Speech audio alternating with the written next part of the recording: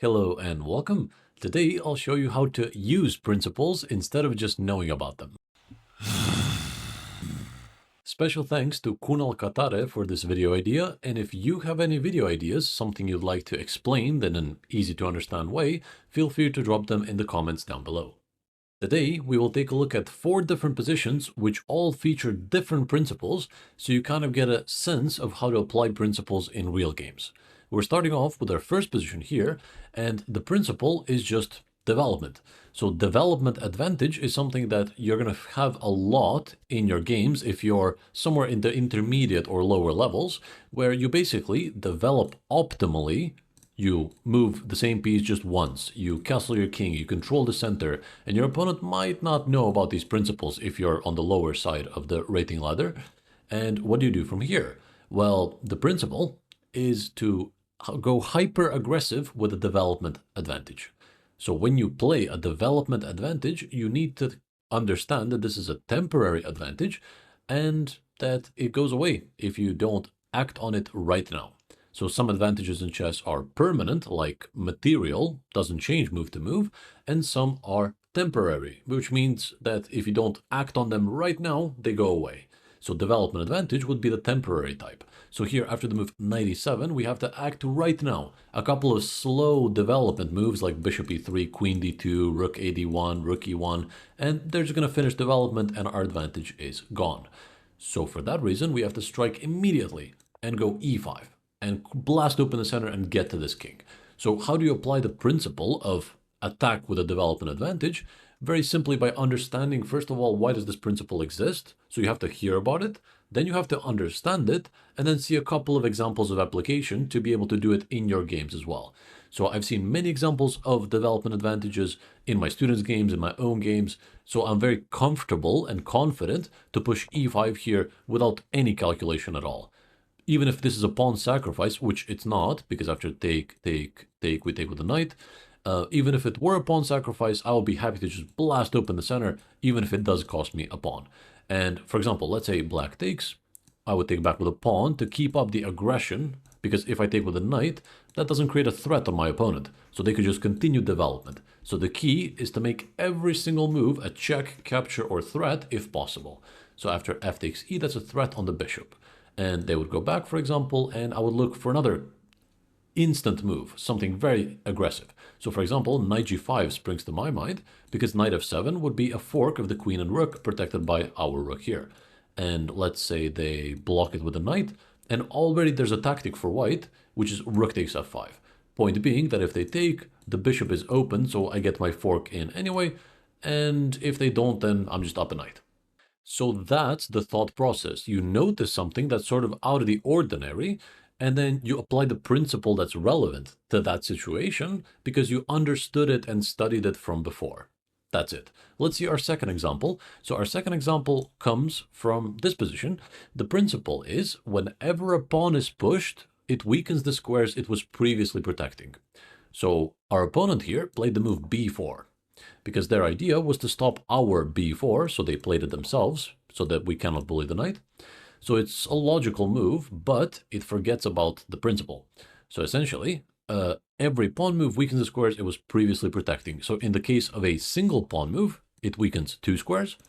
In the case of a double pawn move, it weakens 4 squares, because pawns can never go back. So some of these squares are important, some of them are not. So for example, the fact that the knight is undefended at the moment doesn't make a difference, because even if we attack it, they come king b2 to protect it. So if this, just this. And if we double up on the open file, they could just trade off all the rooks. We didn't really achieve anything. However, the fact that the c4 square is available, that actually makes a big deal. Makes a big difference, simply because this is an outpost square, a square defended by our pawns that can never be attacked by theirs. So that changed as a result of their previous move. So the principle is every pawn move weakens the squares it was previously protecting. Once you hear about it, once you understand it, then each time your opponent makes like a very committal pawn move, you're going to look twice at that and say, maybe that weakens something that I can actually use. So the fact that the knight is undefended is not usable in this concrete position, but sometimes that will be usable by some sort of bishop on g7 that's like has a discovered attack, you never know. So sometimes it's going to be about the knight, sometimes it's going to be about this outpost square. In this particular case, the way you use an outpost square, generally speaking, is to rotate the knight over there. So in this particular position, that will be knight f7, knight d6, knight c4, at which point our knight is going to be the best piece on the board, even though right now it's the worst piece on the board. So anytime your opponent makes a pawn move in chess, reevaluate the weaknesses on that side of the board. That's how you would apply that principle. Hopefully that made sense. Now, principle number 3 is a little bit different. I'm also going in order of difficulty. So the first one was a really simple principle, then the second one was sort of intermediate, this one is a little bit harder, and the fourth one is very, very detailed. An expert principle, I should say. The third one that we're doing right now is the principle tension benefits the attacker. This is something that all high-rated players understand for this reason that I'm about to demonstrate. But first, the most important thing is to understand the principle very deeply to be able to apply it in your games. Because if you kind of have a decent understanding of it, you might find it here and there, but it's very crucial to see it consistently that you fully understand the reasons why this principle exists.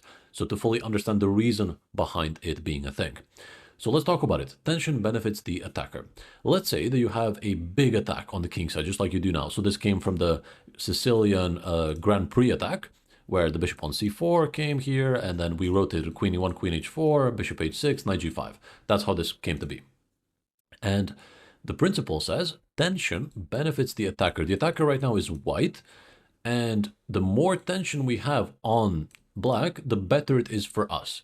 In other words, if we release some of the tension, then it's going to be easier for black to defend. So this position previously, let's just bring it back one move. So this knight was at f3 before, and let's say the rook was on a8. So if this was the position, this principle basically tells us we should first play knight g5, maximizing more tension, maximizing tension on this part of the board, because the bishops are interacting, the pawns are interacting. So this is pawn tension, this is piece tension, and then we should blow up all the tension all at once, instead of first releasing the tension with a trade and then continuing the attack. This is worse for some reason. We're going to demonstrate that reason now, but the key to understand is that if you release the tension immediately, you will give your opponent many more defensive opportunities. To give you a concrete example, after bishop takes, king takes, knight g5, this is not as powerful because now, as a result of releasing the tension, black has the move h6, for example. And the best we have is to go back, unfortunately. Or they have the move rook h8 if needed to protect this, because our threat right now, if they do nothing, is just take the pawn, they take back, and we take the knight. They take back, and we checkmate them. Even if they took with the rook, doesn't really change much. Queen takes h7, king f8, and queen h8 mate. So that's our threat if they do nothing. But because we did the wrong move order, we released the tension first before knight g5, then they have these defensive resources of h6 or rook h8. h6 being slightly better, but yeah. So if we bring it back, tension benefits the attacker. We don't mind if they take into us, we just get our queen even closer, but the point is to stack up as many pieces and as much tension as possible before releasing it all at once. So knight g5 here is the key, and let's say they play nothing. Now we break the tension all at once. So we take the pawn, we take the bishop, we take the knight, and then we checkmate on h7. All in a row, giving black no time for any sort of h6 or rook h8 or defense at all. So let's say we start with the pawn, f takes g. Let's say they take with the f pawn to open up the rook towards the defense. Makes sense. And then we take the bishop. They have to take back. They don't have time for anything else. And now it's our move still. So we keep up the tempo, keep up the aggression, and we go rook takes knight. The point being, again, same from before, after pawn takes mate, and after rook takes mate in 2. And of course, king takes just gets checkmated very soon as well. Let's say with just bringing more pieces in, probably rook f1 or knight d5 or something like this. So this would be checkmate very soon as well. So as we said, tension benefits the attacker. Make sure to stack up all the pieces and then release all the tension at once. So that's how you do it in a real game or in a puzzle or whatever. And let's move on to our last and final position of today, which features the last principle that I want to talk about today. And this is funny because I had a coaching session today with a new student, and this was the position. He was playing white, and the opponent played the move e5. And in this position, I asked my student, before I revealed what he does next, how does he think about these sort of decisions? Because a lot of players don't know how to, conceptualize their thoughts and apply any sort of principle in this position. So he basically told me, I kind of looked at it and I decided to push because if I take, then he kind of attacks my bishop and that's it. That's a very vague thought process, unfortunately, and that doesn't carry principles at all. It's just optical.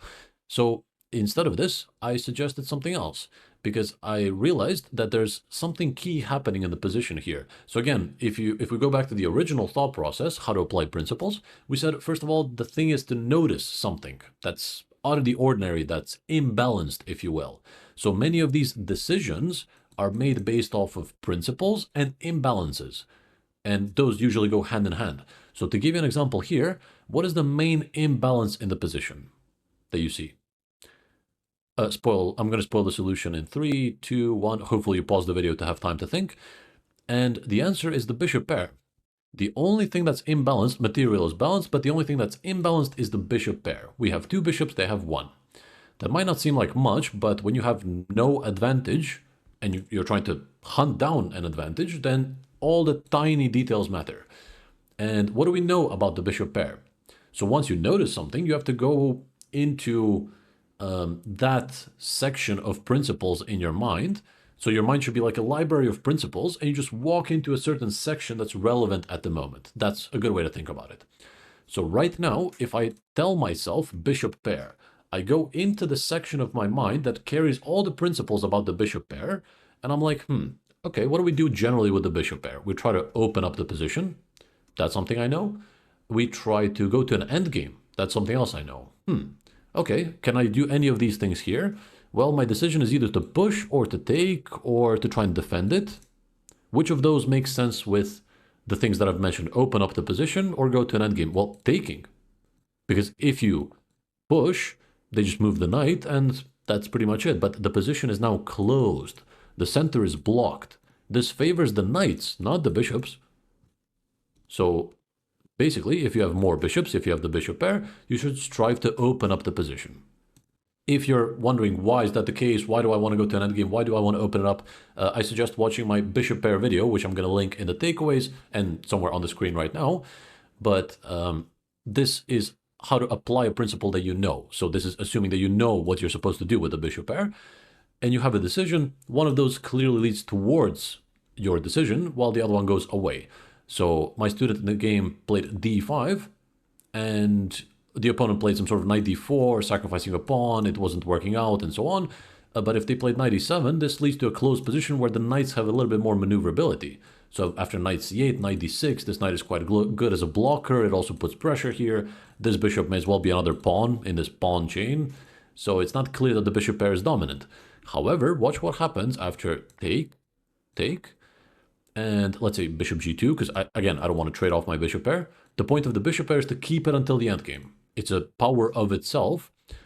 Maybe I will also throw in a queen trade, let's say, because I want to move closer to an endgame as well. So let's say bishop g2. What would they do? Let's say they have to protect the pawn here, so they would go a6 or something, and I play like rook 81, centralization, whatever. But next move, what's going to happen, I'm going to play f4. There's really no way to stop that for black. They're going to move the knight, and I'm going to play e5. And I'm going to open up both of my bishops to cut across the board like this, while also building a nice pawn chain, while also putting pressure on the knight, while also closing up their bishop. So it becomes a beautiful position. Even though we don't have any material advantage, strategically, we are totally dominant. So let's see how that kind of continues. They played c6 to kind of dominate my knight, for example, and I would play f4 here. And the knight would probably try to attack me with one of these moves. Doesn't matter. Let's say knight c4, hitting both of these. I would just go bishop c1. So the point is that your bishop just stay alive until very late. So we want to trade off the rooks. We want to trade off one pair of knights and just play bishop pair versus knight and bishop. That's where the power shines. And again, more on that in the other video about the bishop pair. But the thing is that you get to activate your king. You get to bully them on the color of the bishop that they don't have, and so on. So I would be thrilled with this position, e5 coming next. So the critical position is reached after the move e5, where black puts us to an important strategic decision. And how do we know what's the right decision? By using principles. How do we use principles? By going into the section of the library of principles based on what things and imbalances we notice about the position. So here the key imbalance in the position is the bishop pair, which, using our knowledge of principles, guides us to the decision that we should trade pawns to open up the position instead of closing down the position. That's the key. Hopefully all that made sense. I'm going to take this small opportunity to remind you that I'm still accepting students in my personalized one-on-one coaching program.